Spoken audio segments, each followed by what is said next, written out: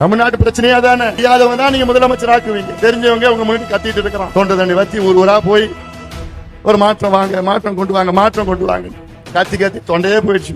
ஸ்டாலின் அவர்களுக்கும் திமுகவுக்கும் சாதாரண ஜாதி வெறி இல்ல, மோசமான ஜாதி வெறி. ஆனா கேட்டா ஜாதி இல்ல, கத்திரிக்காய் இல்ல, வெண்டைக்காய் இல்லன்னு சொல்லுவாங்க. 1000 ரூபாய், ஏமா 1000 ரூபாய் வந்துச்சுமா இந்த மாசம். பெண்கள் மகளிர் உரிமை தொகை 1000 ரூபாய்.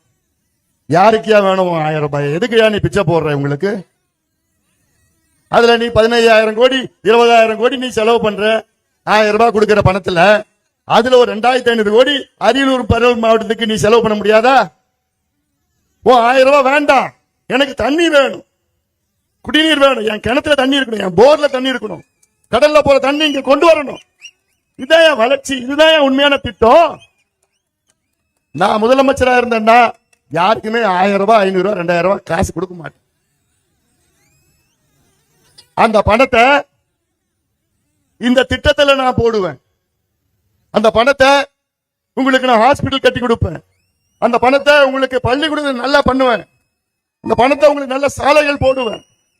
நீர் திட்டங்களுக்கு நான் முக்கியத்துவம் கொடுப்பேன்.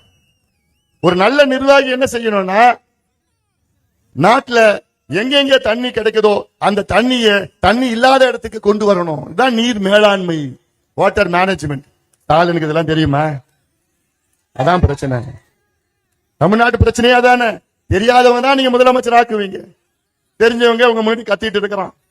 தொண்டை தண்ணி வத்தி ஊரா போய் ஒரு மாற்றம் வாங்க, மாற்றம் கொண்டு வாங்க, மாற்றம் கொண்டு வாங்க கத்தி கத்தி தொண்டையே போயிடுச்சுமா. ஏன்னா நான் பேசுறது இங்க இருந்து பேசுறேன், ஆதங்கத்தோட கோவத்தோட பேசுறேன். ஏய் கொஞ்ச நேரம் அமைதியா இருங்கடா, அமைதியா இருங்கடா, பேசுறேன்டா. டேய் 10.5 இல்லடா 15% பேசுறேன்டா. அது எப்படி வரணும்னு நான் சொல்றேன் உங்களுக்கு. ஸ்டாலின் கொடுக்க மாட்டாப்ல. அது வரேன் சப்ஜெக்ட் வரேன் இரு. ஏன்னா இந்த மாவட்டத்துல இவ்வளோ நான் சொல்லிட்டு இருக்கேன், இவ்வளோ பிரச்சனை இருக்கு. ஆனா மாவட்டத்தில் ஒரு அமைச்சரும் இருக்கிறார். அமைச்சர் பத்தி நான் ரொம்ப பேச போறது கிடையாது. ஏன்னா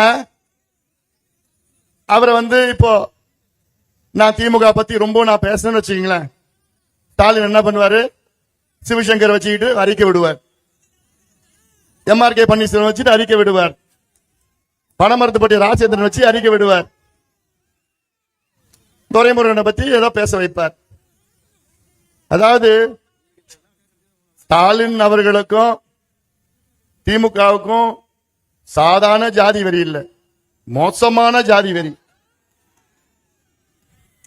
நான் திமுக பத்தி பேசி ஸ்டாலின் அவர்களை பத்தி பேசினா நீங்க எனக்கு பதில் சொல்லுங்க. உங்களுக்கு எனக்கு பதில் சொல்ல, நேரடியா பதில் சொல்ல உங்களுக்கு தைரியம் இல்லையா?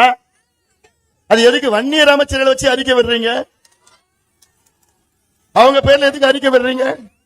அப்ப உங்களுக்கு தைரியம் இல்லையா? உங்களுக்கு தைரியம் தான் நீங்க நான் பேசுறதுக்கு நீங்க மறுப்பு தெரிவிங்க, இல்லன்னு சொல்லுங்க. அது நான் பேசலாம் மட்டும் வன்னியர் அமைச்சரை வைக்கிறீங்க.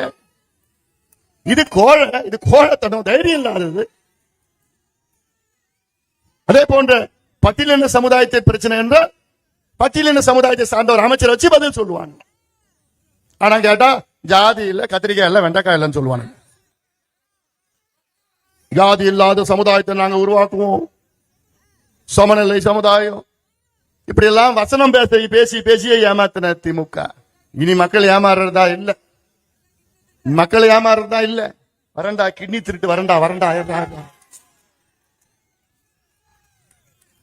எல்லாம் தான் நீங்க தெரிஞ்சு வச்சிருக்கீங்கடா. அப்ப நான் பேசுறது என்னதான் இருக்குது?